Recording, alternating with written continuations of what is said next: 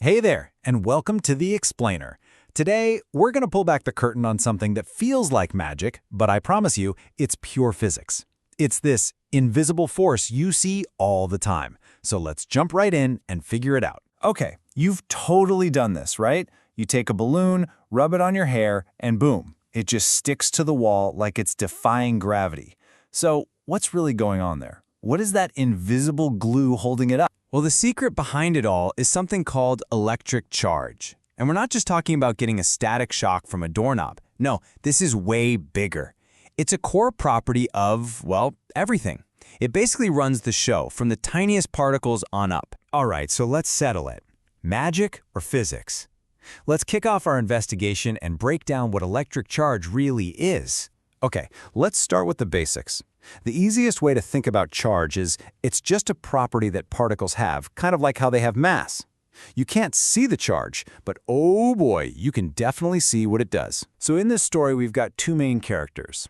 The universe keeps it nice and simple for us. There are only two types of charge. You've got your positive charge, carried by protons, and your negative charge, carried by electrons. That's it. These two are the foundation for pretty much everything we're going to talk about today. Okay, we've met the players. Now, what are the rules of the game? How do these positive and negative guys actually interact with each other? Turns out there's one super simple, really elegant law that covers it all. And this is it. This is the golden rule. If you remember one thing, remember this. Like charges repel, unlike charges attract. That's it. Things with the same charge, they push each other away. Things with opposite charges, they pull together. Couldn't be simpler, right? Let's see what that looks like. This image shows it perfectly. So on the left, you've got this balloon with a negative charge. When another negatively charged object gets near it, in this case a rubber rod, what happens? They push away from each other. That's repulsion. But then, look over on the right.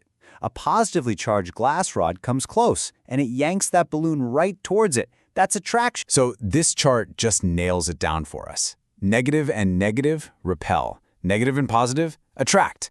This right here, this is the invisible glue we were talking about at the start. It's why your hair stands on end. It's exactly why that balloon sticks to the wall. It's attracting all the opposite charges hiding in the wall's surface. All right, so we've got the basics down. But now we're going to go a little deeper. We're going to talk about a kind of weird hidden secret about charge. It's a concept called quantization. Quantization sounds like a big, scary word, I know. But the idea behind it is actually super simple. All it means is that charge comes in little packets, like tiny building blocks. You can't just have any amount of charge you want. It always has to be a nice, neat, whole number. The math for it is really straightforward. The total charge, which we call Q, is always some whole number n times the charge of a single electron, which we call E. So you can have 1 electron's worth of charge, or 2, or a billion, but you can never, ever have a fraction of 1. So let's put that to the test. Think about it for a second. Based on what we just said, could an object ever have, say, 1.25 electrons worth of charge? What do you think? Is that even possible? Nope. Absolutely not. Impossible. It is physically impossible. You just can't have a piece of an electron. And here's the best way to think about why. Charge isn't like water flowing from a faucet where you can get any amount you want. It's more like counting coins. You can have 1 penny, or 2, or 100, but you can never have half a penny. It just doesn't exist. Charge comes in these clean, whole, indivisible units. Okay, so we know the rules and we know it comes in neat little packets, but just how powerful is this force really? Let's put some numbers on the board here because the scale we're talking about is, well, it's pretty mind-blowing. All right, get ready for this. The standard unit we use to measure charge is called a coulomb.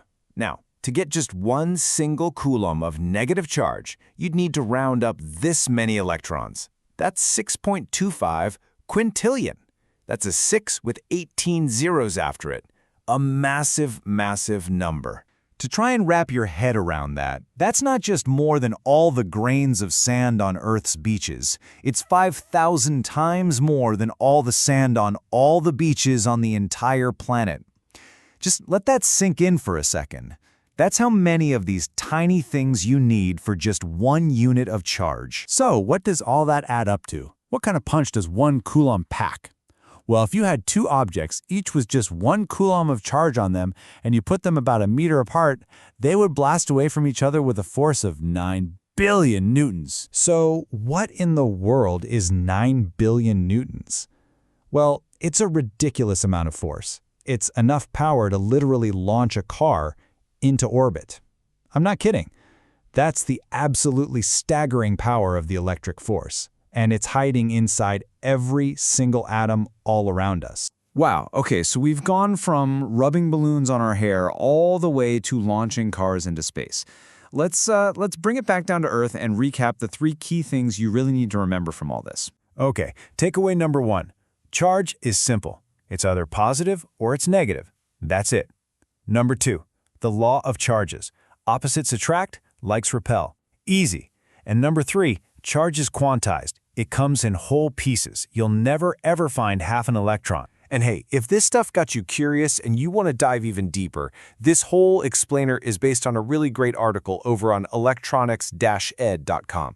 We've put the link up for you, so definitely go check it out. So, let's just end with this thought.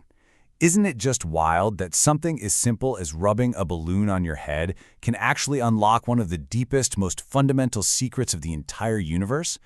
The next time you see a spark of static, maybe you'll see it a little differently. Thanks for tuning in.